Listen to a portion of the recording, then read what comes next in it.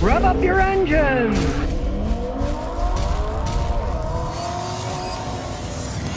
Well, back to my old base, Houston, Texas. Good news is catalytic converter thefts are going down. They're actually getting lower in Houston, right? But here's the other problem. Instead, now juggings are on the rise. Now, jugging is a term that they use there. That means somebody at the mall, stores, they watch people and they see who buys big packages of stuff. Then they follow them home and rob them. I think I'd rather have somebody steal the catalytic converter out my car than rob me. Gunpoint, you know?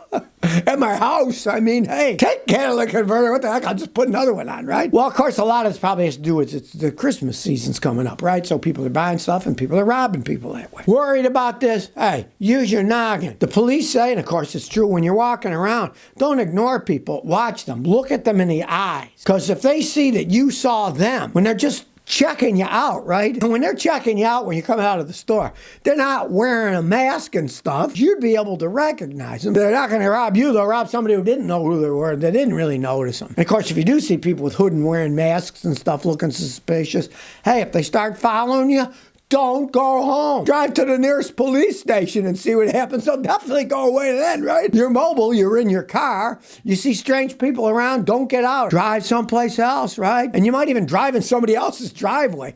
And then if you see, hey, they're still following you, get out of that driveway, drive away, and either go to the police or call them and say, hey, this guy's following me. They'll listen to you. They'll probably tell you to drive to the nearest police station where it's safe. You gotta look out. That's the problem with our society today, right? Everybody's looking at their freaking phones. No, you got to look around and see what's happening around you, people. Don't live in your fantasy world when you're out there, especially if you're shopping and there's thieves out there, right? Use your head. Look around. Problem with our society is everybody thinks they're the king of Siam or the queen of Siam. They're in their own little world. Well, there's people that are also in your world, and if they're going to rob you, you better look around and see and notice these things and take countermeasures. Don't be a foolhardy victim of crime because you weren't paying attention. And don't fall for that. Somebody puts a dollar bill on your windshield, then you reach over and grab it, and they steal your packages. Ignore anything that's on your car. If you see somebody is following you, don't go home. Go someplace else. Go to the police station, fire station, whatever. You pull in there and say, I think this guy's following me,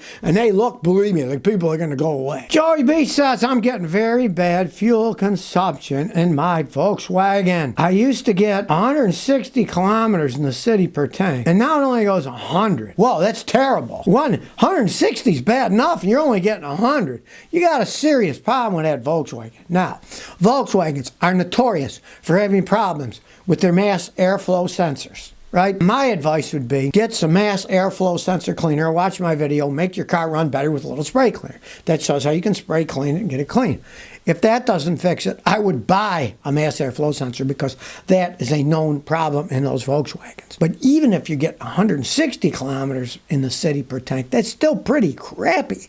You know, 100 miles, 90 miles, tank of gas, that's diddly squat. If I were you should pay a guy like me to at least analyze it with this fancy machine and road test it. Perhaps it's not shifting gears right and it's staying in a lower gear too much in the city because you said it's horrible in the city. Now, if it's not horrible on a highway, but it's horrible in the city, that generally means it's not shifting gears right in the city. But then when it gets into the top gear on the highway, it goes okay. In that case, you'd have a problem in the transmission. And I know Volkswagens enough. I know enough never to buy one, but I work on them and I know them enough that their transmissions go out all the time and will often cause horrendous gas mileage as they go out. So it could easily be your transmission is going out. If that's the case, let's say you have normal gas mileage on the highway, but horrible in the city, that's not your mass airflow sensor because it's the same highway and city. But if it's really horrible in the city and not in the highway, it means it's not shifting out of gears good enough until it gets on the highway. And Volkswagen's notorious for having transmission problems like that. That's one reason I tell people not to buy the stupid things in the first place. Richard F. says, 2017 Lincoln Continental.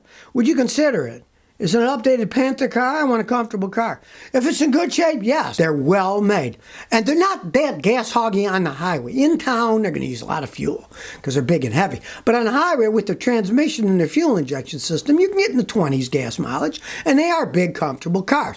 The main thing is, you want to get a guy like me to check it out before you buy. You never know what kind of shape it's in.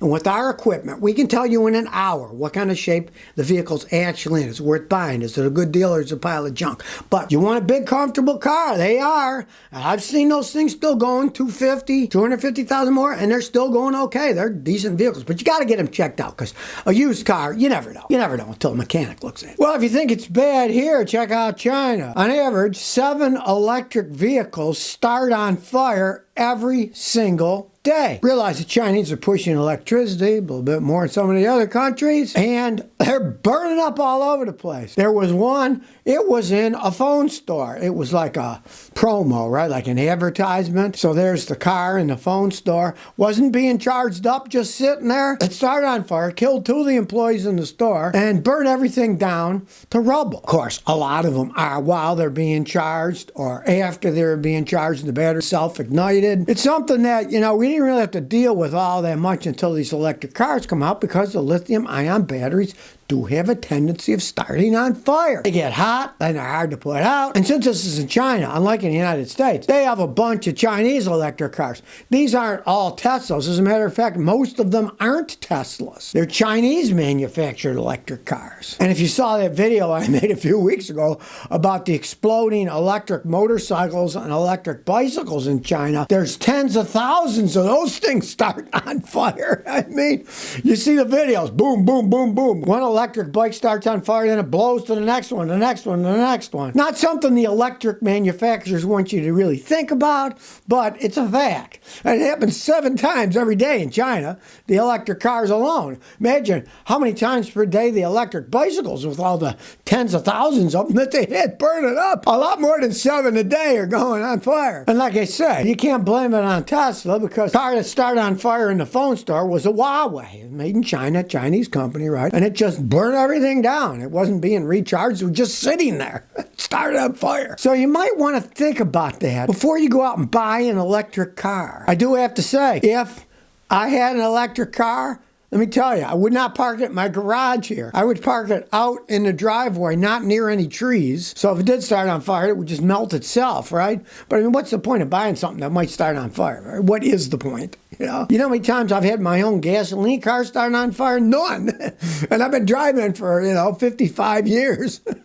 And none of my cars have burnt. They just sit there, work perfectly fine when I start them up, right? Then again, I've never had an electric car, so I don't know. I'm still waiting on the electric car companies. I've challenged them. Send me a car, I'll try it out. Well, none of them sent me one to try out, so they only want the ones that will do anything for money and they'll advertise anything. That's how most of the advertising stuff goes. I mean, look at the cryptocurrency that just went bankrupt. They had Tom Brady and his wife and Stephen Curry, all these famous athletes advertising. They're just getting paid money to say it. And unfortunately, they got paid with cryptocurrency, which is worth basically nothing now. So what do they say? Nothing ventured, nothing gained. In this case, they ended up with nothing. Well, you might not have noticed it, but the EPA is quietly pushing an expensive carbon tax on these companies, for creating carbon dioxide or any kind of carbon emissions, right? They want to raise the price per ton, the fines they'll give. They raised it to $51 per ton with Trump, and the EPA says they now want to go to $190 per metric ton.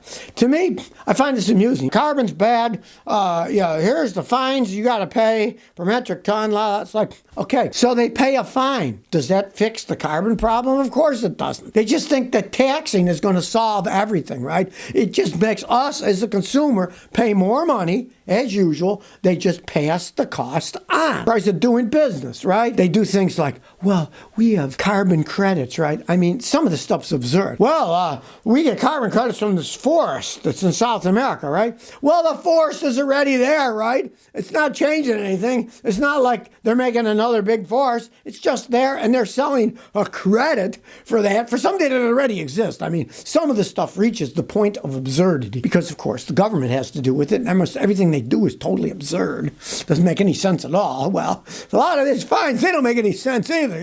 They're just people, we'll fine them, we'll collect money. What do you do with it? Oh, I don't know. We'll spend it on re-election campaigns. I don't know. But to me, it's a patent absurdity that they say, we'll fine them. It's just money, and they just pass the cost on to the consumer. Do they realize anything, these idiots in Washington? Especially when it's something like that per metric ton. That's a lot, right? When you break it down to individual products, it's probably a few pennies per product or something. They just pass the cost on. They're going to change anything? They think that legislation is going to change something that has to do with money? They'll just pass the cost on. Or they'll make up some fantasy. Well, we paid for some rainforests that are already there as carbon capture. You know, I mean, it's really gotten to a point of absurdity. So if you never want to miss another one of my new car repair videos, remember to ring that bell.